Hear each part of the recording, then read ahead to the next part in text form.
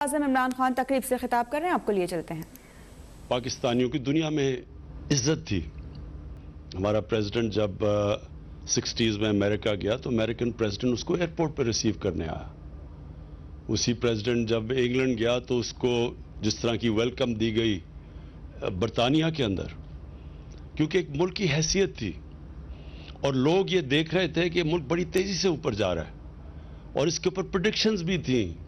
ایک کتاب میں مینشن کیا گیا کہ ایشیا کا کیلیفورنیا بننے جا رہا ہے پاکستان، اور پھر ہم نے اس کا زوال بھی دیکھا، نیچے بھی آتے دیکھا۔ اور اسی لیے میری طرح کا آدمی جس کو اللہ سب کچھ دے بیٹھا تھا، جس کا بڑا نام تھا، اس لیے وہ پالیٹکس میں آیا، کیونکہ پالیٹکس میں جتنے لوگ آئے ان کو تو کوئی پہلے نہیں جانتا تھا، ان کی کوئی حیثیت نہیں تھی۔ بعد میں پالیٹکس میں ان کا نام آیا، لیکن مجھے تو سب پہلے جانتے تھے اور اللہ نے سب کچھ دے چکا تھا۔ تو وجہ اس میں آنے کی یہ تھی کہ تب تک ایک اللہ نے جو سب سے بڑا تحفہ دیتا ہے انسان کو، وہ ہے ایمان کا تحفہ۔ کوئی بھی اس سے بڑا تحفہ نہیں ہے، اور وہ جن کو اللہ یہ تحفہ دیتا ہے، تو قرآن میں یہ بھی آیت ہے کہ ایمان والے انسان کو پہچان جائیں گے، کیونکہ جو ایمان والا آدمی ہوتا ہے وہ آزاد ہو جاتا ہے کئی چیزوں سے، جو کہ زنجیریں زمین میں انسان کو روک کے رکھتی ہیں اس کا پوٹینشل اچیو کرنے کے لیے۔ وہ ایمان وہ زنجیریں توڑ دیتا ہے، جس کو علامہ اقبال جب شاہین کہتے ہیں، اقبال کا شاہین، تو وہ زنجیریں توڑ کے اوپر جاتا ہے۔ اور وہ زنجیریں ہیں پیسے کی، یہ پاور کی، یہ جو شہرت کی، ہر قسم کی، ذات کی، ایگو، یہ سب زنجیریں ہیں جو انسان کو، جب اللہ کہتا نا کہ میں نے اس کو سب سے عظیم اپنی مخلوق بنایا، فرشتوں سے بھی اوپر، تو اس کا مطلب یہ ہے کہ انسان میں وہ پوٹینشل ہے جو کسی میں بھی نہیں ہے، لیکن وہ پوٹینشل اچیو کرنے کے لیے انسان کو وہ زنجیریں توڑنی پڑتی ہیں، اور وہ ایمان وہ زنجیریں توڑ دیتا ہے۔ تو تاریخ کا میں طالب علم ہوں، کیونکہ میں نے یہ بڑا سٹڈی کیا کہ وہ کیا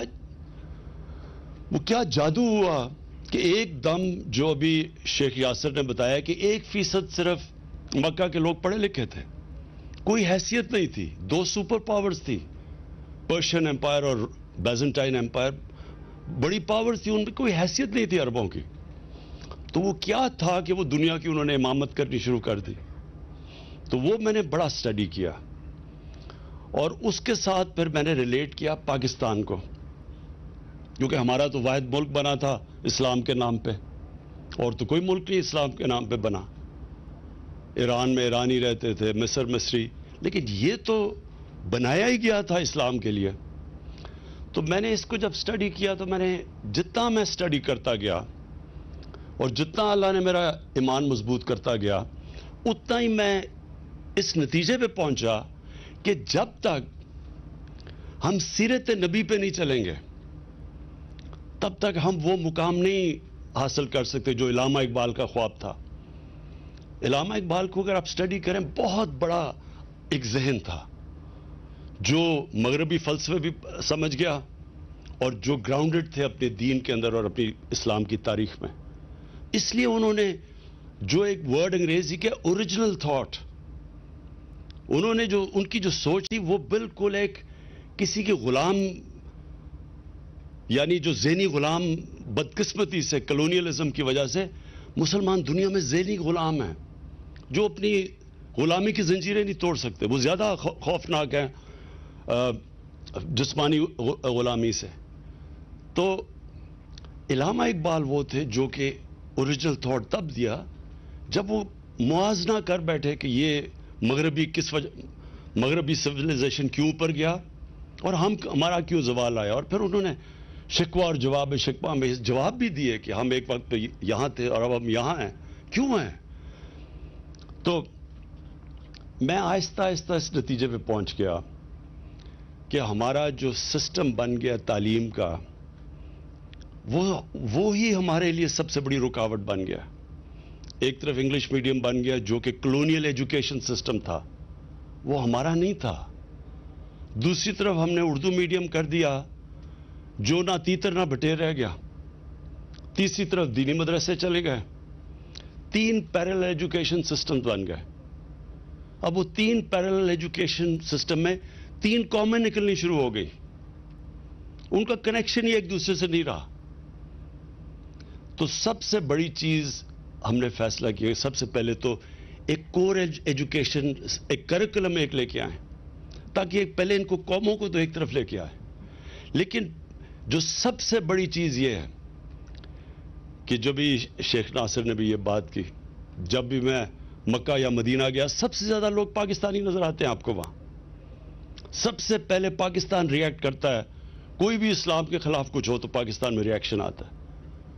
سب سے زیادہ میرا دعویٰ ہے کہ روزے بھی یہ رکھتے ہیں، حج بھی یہ پاکستانی کرتے ہیں، پیسہ بھی سب سے زیادہ پاکستانی اللہ کے نام پہ دیتے ہیں. میں سب سے زیادہ پیسہ پاکستانیوں سے اکٹھا کرتا ہوں، اللہ کے نام پہ سب سے زیادہ پیسہ بھی دیتے ہیں. لیکن مسئلہ یہ ہے کہ ہم جو ایک طرح آپ سیکولر ورڈ استعمال کر لیں، ہم اصل میں سیکولر بن گئے. اور غلط میننگ ہے سیکولر کا. مطلب یہ ہے کہ ہم ایک طرف عاشق رسول بھی ہیں، سب سے زیادہ ہمارا دین کے اوپر زور ہے، لیکن دوسری طرف جو نبی کی سیرت ہے اس کی اور ہماری زندگی میں تعلق ہی کچھ نہیں ہے. اتنا بڑا فاصلہ ہے اس کے بیچ میں. میں نے بار بار ایک چیز، ایک انسیڈنٹ بتاتا ہوں لوگوں کو. ڈاکٹر اشفاق، بہت بڑے ڈاکٹر اشفاق احمد خان، میں سمجھتا ہوں پاکستان کے بہت بڑے اسکالر تھے. ان کی میں بڑی ان سے میں ملتا رہتا تھا. تو انہوں نے مجھے ایک دفعہ یہ اپنی بات بتائی کہ جب وہ چائنا گیا اور چیئرمین ماؤ کو ملنے گئے، تو چیئرمین ماؤ کو بڑا ہیرو ورشپ اس لیے کہ انہوں نے ایک جینوئن ریولوشنری تھے. سب ریولوشنریز ان کی طرف دیکھتے تھے. تو کہتا ہے جب میں ان کے پاس گیا تو وہ ان کا ایک دن ہوتا ہے گریٹ بات کا، وہ ینگ سی دریا کی تیر کر ادھر جا کے واپس آتے ہیں، تو لائنیں لگی ہوتی ہیں لوگوں کی ہاتھ ملانے کے لیے ان سے. تو کہتا میں بھی کھڑا ہو گیا. جب میری باری آئی انہوں نے کہا جی کدھر سے ہو؟ میں نے کہا میں پاکستان سے ہوں. تو اس نے کہا کہ وہ گریٹ نیشن، بڑی عظیم قوم ہے پاکستانی. بڑا حیران ہوا ڈاکٹر اشفاق. تو کہتا ساری لائن لگی ہوئی لوگوں کے پیچھے ادھر کھڑے ہو کے چیئرمین ماؤ نے مجھے ایک واقعہ بتایا کہ ان دنوں میں ایمبیسی کیپٹل کراچی تھا. تو کہتا کراچی کے اندر جو ایمبیسڈر تھا چائنا کا، وہ اس کا پاکستانی چیس پلیئر پارٹنر تھا. تو کہتا وہ جو پاکستانی پارٹنر تھا وہ ہر 2 منٹ کے بعد جائے، دوپہر بڑی گرمی تھی، سب سے زیادہ گرمی کا ٹائم تھا، اور جا کے اپنے اوپر سر پہ پانی ڈال کے پھر آ کے چیس کھیلے. تو اس نے کہا کیا مسئلہ ہے؟ اس نے کہا میں روزہ رکھا ہوا ہے. تو وہ بڑا چائنیز حیران ہوا. کہتا تم چپ کر کے پانی پی لو، کسی کو کیا پتا چلے گا. تو جب اس چیئرمین ماؤ کو چائنیز ایمبیسڈر نے یہ بتایا تو چیئرمین ماؤ نے تب، اب ذرا دیکھیں بڑا ذہن تھا نا، تو اس نے کیا سوچا کہ کیوں یہ عظیم قوم ہے. اس نے یہ کہا کہ جو قوم گرمی میں پانی اللہ کے خوف سے نہیں پی سکتی، تو سوچ لیں کہ وہ اللہ کے خوف سے سچ بھی بول سکتی ہے، وہ رشوت بھی نہ لے گی، وہ ٹیکس بھی اپنے پورے دے گی. وہ تو اس قوم کو تو کوئی روک ہی نہیں سکتا. یہی تھا مدینہ کی ریاست میں. وہ کیسے عظیم قوم بنی؟ خوف خدا تھا ان کو. وہ اپنے اوپر سیلف اکاؤنٹیبلٹی تھی کہ اللہ دیکھ رہا ہے. جس طرح کہ میں کمرے میں جا کے پانی پیوں تو اللہ دیکھ رہا ہے، اسی طرح میں کوئی غلط کام کروں گا اللہ دیکھ رہا ہے. وہ قوم کی جو کیریکٹر تھا وہ ایسا تھا کہ صرف مسلمان تاجروں کو انڈونیشیا اور ملیشیا میں کوئی فوج نہیں گئی تھی مسلمانوں کی. ان کے کیریکٹر کی وجہ سے لوگ مسلمان ہو گئے. تو میں نے اس نتیجے پہ پہنچا ہوں کہ ہمارا سب سے بڑا مسئلہ یہ ہے کہ ہمارا عظیم قوم کا کیریکٹر نہیں ہے. عظیم قوم بننے کے لیے عظیم کیریکٹر چاہیے. سچ بولنا، سچائی. ایک دفعہ نبی صلی اللہ علیہ وسلم نے، کسی نے، ایک قریش آیا، کہتا جی میرا سارا قبیلہ مسلمان ہو گیا، لیکن میری جتنی اس کی عمر ہوگی، میں اس عمر کے اس حصے میں ہوں کہ میں اب عادتیں اپنی نہیں بدل سکتا. تو مجھے کوئی ایک چیز بتائیں کہ میں وہ کر لوں عمل جس سے میں اپنی عادتیں بھی رکھوں اور مسلمان بھی ہو جاؤں. تو انہوں نے کہا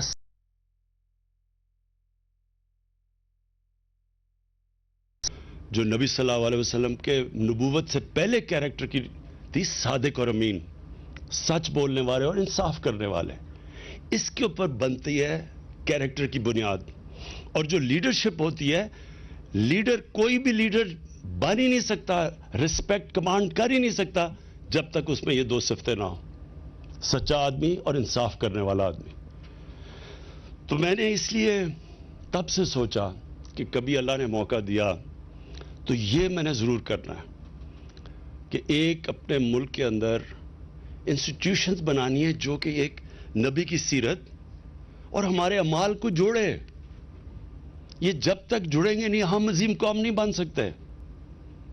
اور یہ ہم وہ بن سکتے اس لیے ہیں کہ اکثریت عاشق رسول ہے. یہ جو سارا خطہ مسلمان ہوا تھا یہ عاشق رسول نے مسلمان کیا تھا. یہ جو ہمارے بڑے بڑے بزرگ تھے، اولیاء کرام، بابا بلے شاہ، خواجہ معین الدین چشتی، نظام الدین اولیاء، داتا صاحب، میاں میر، بابا فرید گنج شکر، یہ سب عاشق رسول تھے. اور انہوں نے عام انسان کی زبان میں سیرت نبی کا پیغام لے کے گئے.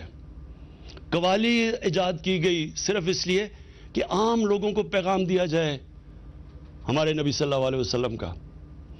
تو اس لیے 2 چیزیں، ایک تو رحمت العالمین اتھارٹی، اس کا کیا مقصد ہے؟ اس کا یہی مقصد ہے اکٹھا کرنا سیرت نبی اور ہمارے اعمال کو. اس کے لیے ہم نے میڈیا کا پورا استعمال کریں گے، ٹیلی ویژن کا، سیریلز کا، جس طرح ترکی سیریل ہے ارتگرل، اپنی تاریخ کا، بچوں کے کارٹونز کا، واٹس ایپ کا. ہم یہ ساری چیزیں استعمال کریں گے لوگوں کو آسان لوگوں کی زبان میں پیغام دینا کہ کیا سیرت نبی ہے کیا، اور کیوں آپ عظیم قوم نہیں بن سکتے، کیوں ایک انسان عظیم انسان نہیں بن سکتا جب تک اس کے اوپر نہ چلے. جو مدینہ کی ریاست، اس کے اندر جو سب سے بڑی چیز اگر آپ نوٹس کریں، تاریخ پڑھیں تو اتنے چھوٹے وقفے میں اتنے زیادہ عظیم انسان دنیا کی تاریخ میں نہیں آئے. جو دیکھتے تھے تو عظیم آدمی بن جاتا تھا. کوئی سینٹرل ایشیا نکل گیا، کوئی مصر نکل گیا، کوئی کدھر، کوئی وہ موراکو میں گھوڑے دھڑا دیے اس نے سمندر میں کہ اللہ تیری زمین ختم ہو گئی ہے. ایک سے ایک بڑا عظیم انسان بن گیا. اس یونیورسٹی کے اندر میں چاہتا ہوں کہ یہ ریسرچ کی جائے، بتایا جائے لوگوں کو. یونیورسٹیز بن ہی نہیں سکتی جب تک ان کے اندر ریسرچ نہیں ہوتی. یونیورسٹی تو بنتی ریسرچ سے ہے. ہمارے ملک میں ریسرچ ہی نہیں ہے. کوئی یہ نہیں بتا رہا آج تک کہ وہ کیا کوالٹیز تھی ان لوگوں کی کو جو دنیا کی امامت کر لی. تاریخ میں تو اس کی کوئی مثال ہے ہی نہیں کہ وہ لوگ جن کی حیثیت ہی کوئی نہیں تھی وہ دیکھتے دیکھتے دنیا کی امامت کرنا شروع کر دیا. اور یہی نہیں کہ صرف یہی نہیں کہ انہوں نے فتح کی، سارے سائنٹسٹ ٹاپ مسلمان تھے، کلچرل لیڈرز تھے دنیا کے. دنیا کے تھاٹ لیڈرز ایسے بنے کہ انہوں نے دنیا کی علم کو لے کے آئے، عربی میں ٹرانسلیشن کی اور ادھر سے پھر تھاٹ ڈیولپ کیا. لیکن سب سے امپورٹنٹ چیز یہ تھی کہ تقریباً سارے جو بڑے بڑے اسکالرز اور سائنسدان تھے سب اسلام کے اسکالرز بھی تھے. دونوں اکٹھے چل رہے تھے. ہمارے سائنس اور اسلام میں کوئی لڑائی نہیں تھی. ہاں ایک بعد میں ضرور چلی ریشنلسٹ اور ان کے اندر جو دوسری 2 اسکول آف تھاٹس کے اندر چلا، لیکن آن دا ہول اسکالر بن ہی نہیں سکتے تھے. کوئی بھی پڑھ لیں، البرونی پڑھیں، ابن خلدون پڑھ لیں، ساروں کے اندر ان کا کنیکشن اللہ کے ساتھ تھا. سو وہ کنیکٹڈ تھے. اس وقت جو ضرورت ہے پاکستان میں 2 چیزوں کی. ایک کہ ہماری یونیورسٹیز کے اندر ریسرچ کی جائے. سب سے بڑا مسئلہ ہمارا اس وقت ملک میں آیا ہوا ہے ویسٹرن کلچر. ویسٹرن کلچر کو ہم صحیح معنی میں کرٹیک نہیں کر سکتے. ہم بتا ہی نہیں سکتے اپنے آنے والی نسلوں کو کہ اس کی طاقت کیا ہے, کیا وجہ ہے کہ ویسٹرن کلچر اوپر ٹیکنالوجیکل سائنٹیفک ان میں آگے نکل چکا ہے دنیا سے, لیکن ان کی جو اسپرچل سائڈ ہے اس میں کیا مسئلے آ رہے ہیں ان کے. اسپرچولی وہ نیچے جا رہے ہیں, چرچز بند ہو رہے ہیں. پوپ نے ابھی اسٹیٹمنٹ دی ہے, اس نے کہا Europe has become spiritual barren area, desert, spiritual desert. کیا وجہ ہے؟ دونوں کو, انسان میں جسم بھی ہوتا ہے اور روح بھی ہوتی ہے. انسان دو چیزوں کا بنا ہوتا ہے. آپ صرف جسمانی سائٹ کے اوپر پوری توجہ دیں, امبیلنس آ جاتا ہے انسانوں میں. اور یہی وجہ ہے کہ ہمارے جو یوتھ ہے اس میں کنفیوژن آئی ہوئی ہے اس وقت. ایک تو وہ دیکھتا ہے ویسٹرن کلچر اور ان کی آگے اور ٹیکنالوجیکل پروگریس ہر طرح آگے ہے, تو وہ ایک دوسری طرف ہمارا دیکھتا ہے اور وہ سمجھتا ہے کہ ہم تو پیچھے رہ گئے دنیا سے. اور یہ بہت بڑی ٹیمپٹیشن ہوتی ہے جب کوئی معاشرہ پروگریس کرتا ہے اس کو بلائنڈلی کاپی کرنا شروع کر دیں. اور وہ اس لیے ہوتا ہے کہ ہمارے ملک میں صحیح معنی میں ہم ریسرچ کر کے اپنی یوتھ کو انفارم چوائسز دینے کا موقع نہیں دے رہا ہے.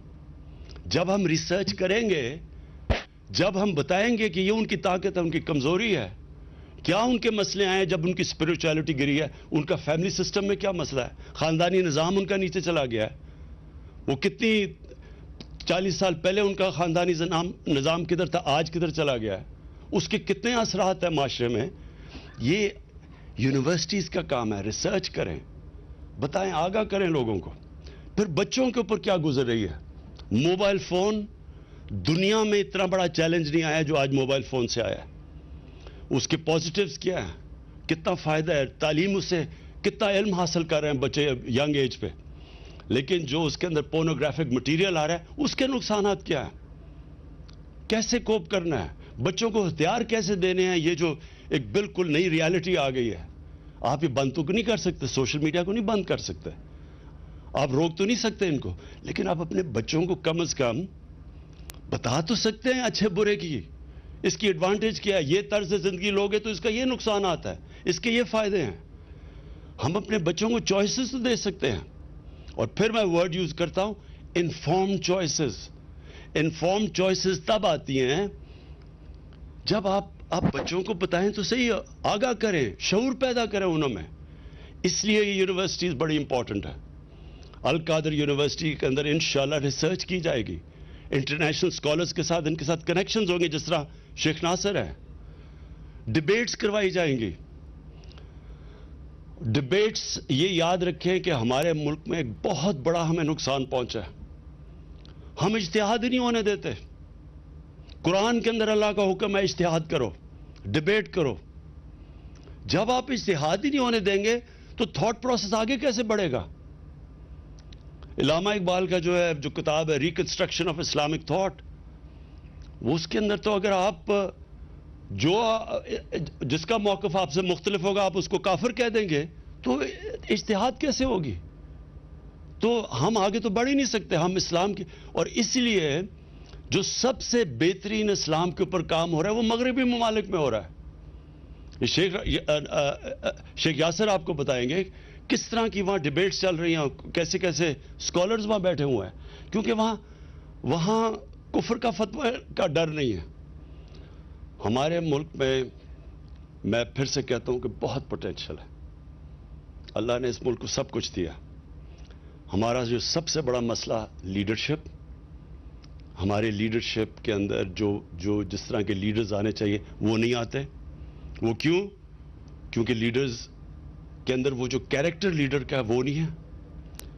ہمارے پولیٹیکل لیڈرشپ کے اندر بجائے یہ سوچیں کہ یہ بہت بڑا, آپ جب ایک لیڈر بنتے ہیں آپ پہ اللہ بہت بڑی ذمہ داری ڈال دیتا ہے.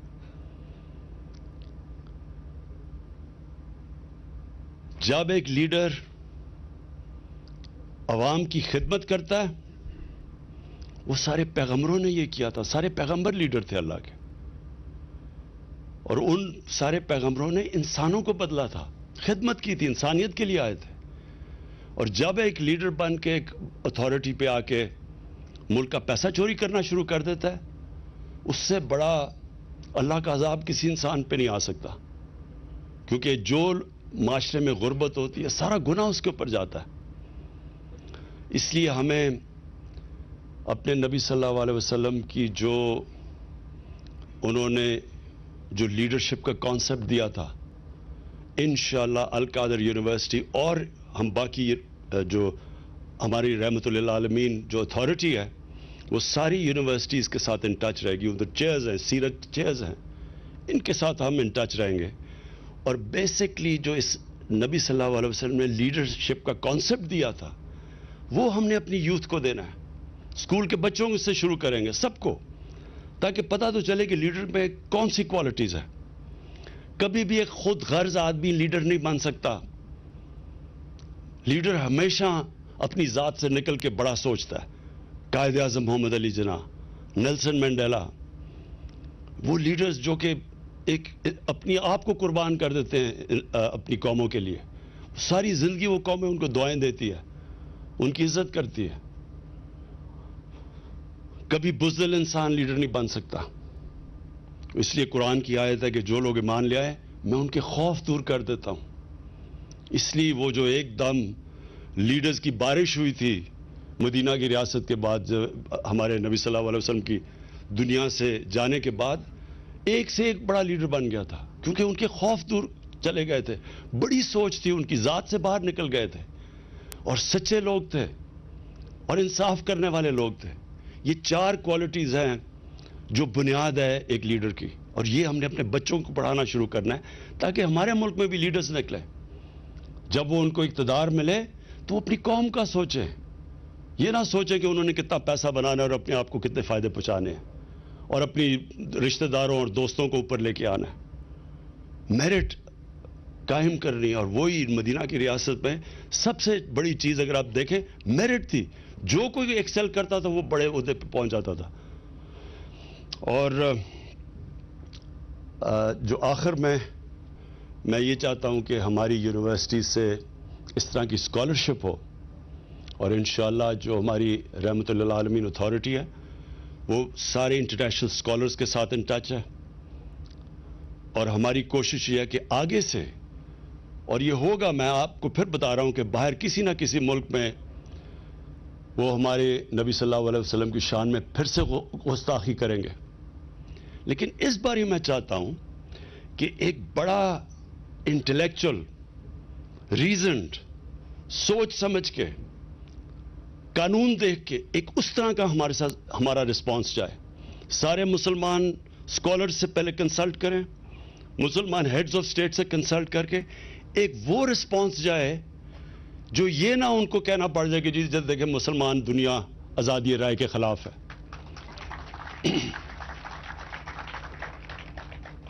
اور اس کے علاوہ جو میں چاہتا ہوں کہ ہمارے جو اس یونیورسٹی میں جو ہمارے بڑے بڑے، جس طرح میں نے بزرگان دین تھے جن کی وجہ سے اسلام پھیلا تھا سارے برِ صغیر میں، ان کے اوپر بھی ریسرچ ہو، اور ان کے جو کلام ہیں وہ ہم جب یہ بڑے بڑے عرس ہوتے ہیں وہاں اتنے لوگ آتے ہیں، لاکھوں لوگ آتے ہیں، پیار کرتے ہیں ان سے، ان کو بار بار بتایا جائے کہ ان کی ٹیچنگز تھی کیا، وہ ساری سیرت تھی، سیرت نبی تھی۔